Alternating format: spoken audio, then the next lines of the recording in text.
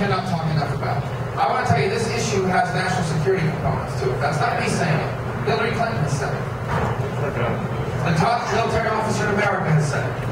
Our enemies don't just dream of another 9/11. They're dreaming of a Greece-like day of reckoning for America. Let's take this president's budget as an example, and this congressional budget as an example, and play it out over 10 years.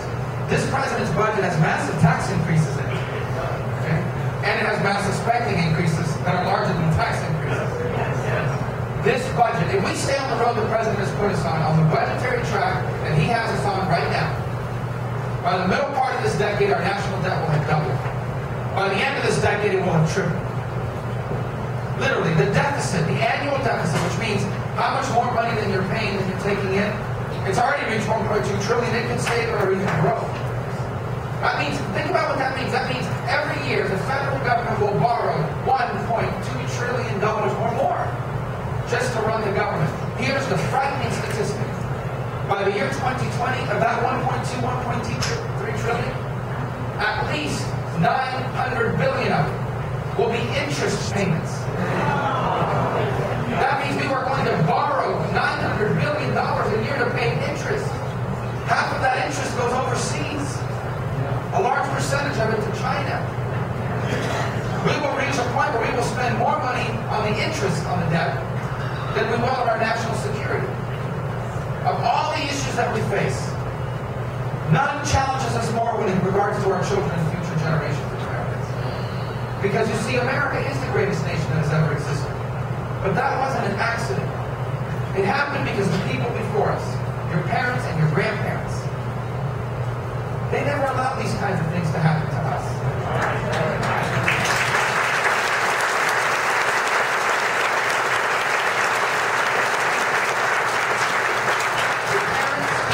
Your grandparents, the Americans that were here before us, they didn't face the issues of their time and say, well, let our kids worry about it. Let them inherit our problems instead of our dreams. That's not what people said before. Every generation of American has confronted and solved the challenges of their time.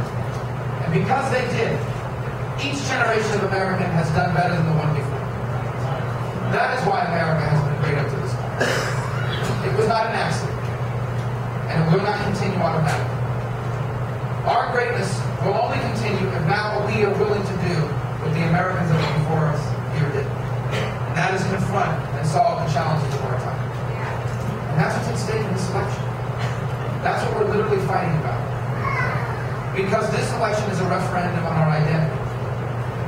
We have two choices. We can choose to remain great, or we can become like every other country in the world. We can choose to do the things that we must do to ensure that our children inherit what they deserve. A country better than the one that was left to us. Or we can choose to allow them to inherit a country indistinguishable from the other large countries of the world. And if we stay on the road we're on right now, that's what it will become. Another country just like all the others. To me, this is deeply personal. Well, because of my parents and because of my children. My parents weren't born in America, they were born in Cuba. We're proud of our heritage. But I recognize that I was born under very different circumstances than they were. In the land of my parents' birth, like almost every other country in human history, what you will be when you grow up is decided for you before you were even born. What that means is, it doesn't matter how smart you are, or how hard you work, or how good your ideas may be. If you're not connected, if your parents are not the right people, whatever that means, if you're not born into the right family and run in the right social circles, you can only go so far in life. That's the way it is for most of humanity. And for all of human history, for almost all of humanity. People were born into circumstances, and in the nations of their birth, it was impossible to emerge from it. Compare that to how I have grown up. Born with the privilege and the honor of being a citizen of this great nation. I never felt limited by anything. My dad was a bartender. My mom was a cashier. She was a stock clerk at Kmart. She was a maid. These are not connected people. They worked hard. They provided us opportunities they never had. But I never remember growing up feeling like, okay, there are things that I can't do because of who my parents are or are not. I never remember growing up feeling, you know what, there are things I can't do